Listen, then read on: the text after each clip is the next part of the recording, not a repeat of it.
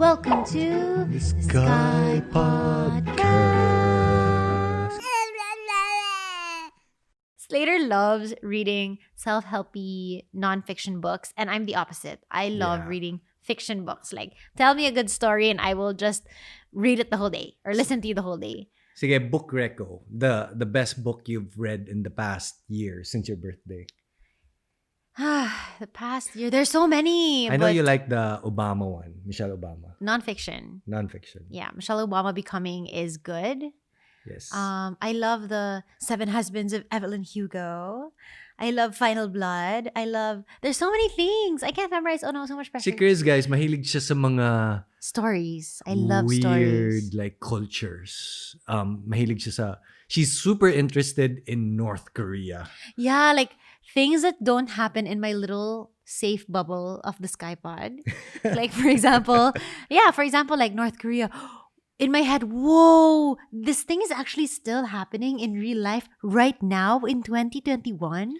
That's what I think. Is that why sobrang hilig mo sa crash landing onto you? Yeah. No, I think I was just pregnant and bored at that point. but honestly, like, it's not just North Korea. It's like these indigenous tribes I'm so into. The book that I'm currently reading today is about a what do you call it? She's the one who cremates people in the mortuary. This is the a new morgue. book. Is a new book. I forgot the title, but that's what I'm reading right now. And she just tells us all these accounts about these dead people and how, as a culture, we're so kind of scared of the dead. Like, for example, when somebody dies, our loved one dies, instantly we just send them to the morgue, and then the morgue people do the cremation, the cleaning, the embalming, all these things. But when you really think about it, right? Like, if I'm dead, wouldn't you want someone you love to take care of your body, and not just a random person, right? For example, if I die, embalming is so creepy, right? They just stick you with some metal thing and then they like pump chemicals into your body. Wow, coming from a girl that doesn't eat like pork and beef. I'm not gonna eat people. But okay lang sa kanya to like talk about sticking things into dead people. Because it's so interesting. It happens every day in real life. Okay. You know what I mean? Yeah. I mean, I understand. Yeah, and like, but if I I'm were dead, I wouldn't care. I'm dead. No, but as a loved one, you know what I mean? Like, she makes a valid point. In the past, like when you mummify someone, or when you, like, there's so many other traditions in the olden days where they bury their dead with like ornaments and like so many different traditions. And us now, because the dead is so scary.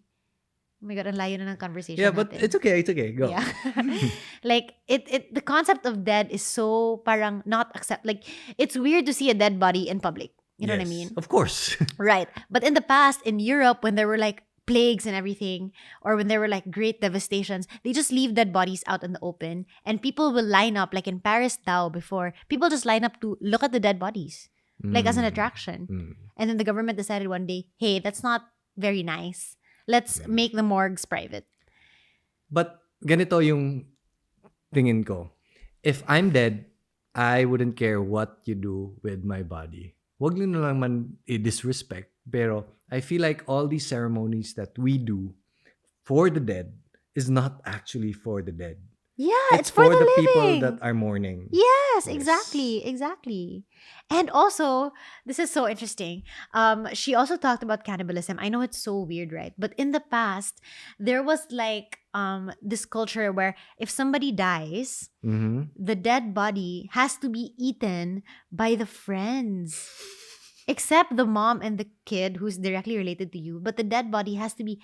I know that sounds so freaking creepy right now because it's cannibalism. Yes. But her logic is, iba-ibang culture lang yan. Like, before nga, looking at dead people was creepy. It wasn't creepy, but now it is. It's because we're so... we like to think we're open-minded. But when we hear something like that, like, before, they cannibalize their own dead? Diba, parang, who's telling us that that's wrong? It's just culture. Yeah, it's just something that we're used to and we grew up with. Exactly. Which a lot of life is, I think.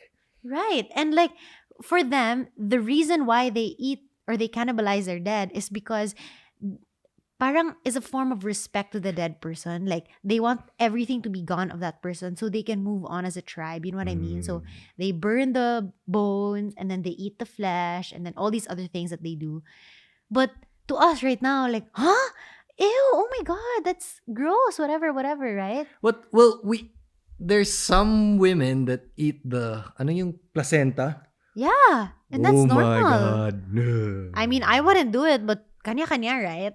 And if you're talking about being open-minded, then we should be open-minded to all these things. I believe in science. What do you mean? Like, if there's science behind it, I'll eat it.